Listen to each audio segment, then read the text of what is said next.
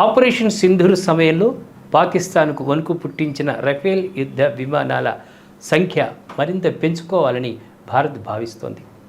అందులో భాగంగా ఫ్రాన్స్ నుంచి యుద్ధ విమానాల కొనుగోలు విషయమై రక్షణ శాఖ చేసిన ప్రతిపాదనకు కేంద్రం ఓకే చెప్పింది. 3.25 లక్షల కోట్ల వ్యయంతో ఫ్రాన్స్తో అతిపెద్ద రక్షణ ఒప్పందం చేసుకునేందుకు గ్రీన్ సిగ్నల్ ఇచ్చింది. ఫ్రాన్స్ నుంచి 114 రఫేల్ యుద్ధ విమానాలను కొనుగోలు చేసేందుకు రక్షణ మంత్రి రాజ్నాథ్ సింగ్ నేతృత్వంలోని డిఫెన్స్ అక్విజిషన్ కౌన్సిల్ డిఎసి ఆమోదం తెలిపినట్లు ప్రభుత్వ వర్గాలు వెల్లడించాయి. కాగా ఫ్రాన్స్ అధ్యక్షుడు ఇమాన్యుయల్ మాక్రాన్ ఈ నెల 18న భారత్ పర్యటనకు రానున్నారు. ఈ నేపథ్యంలోనే తాజా డీల్కు ఆమోదం లభించడం గమనార్హం.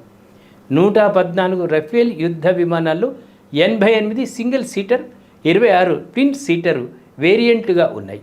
అదేవిధంగా మేక్ ఇన్ ఇండియా కార్యక్రమంలో భాగంగా స్థానికంగా తయారీ, అసెంబ్లింగ్ వంటి వాటి కోసం ఫ్రాన్స్కు చెందిన రఫేల్ మాతృ సంస్థ డెస్తో ఏవియేషన్స్ భారత్లోని ప్రైవేటు సంస్థలతో భాగస్వామ్యం కుదుర్చుకోనుంది.